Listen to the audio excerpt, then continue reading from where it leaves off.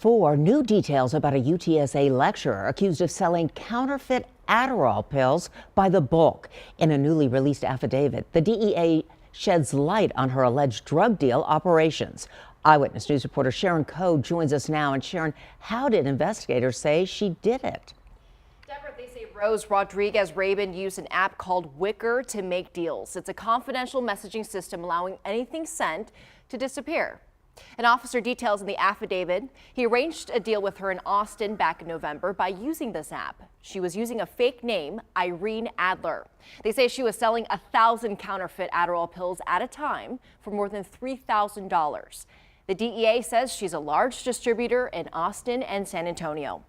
Last Wednesday, agents searched an apartment on Presidio Parkway in San Antonio where they say they found her pill manufacturing area. They seized roughly 40,000 pills made with meth. Rodriguez-Rabin was arrested, and so was another man named Brandon Sims.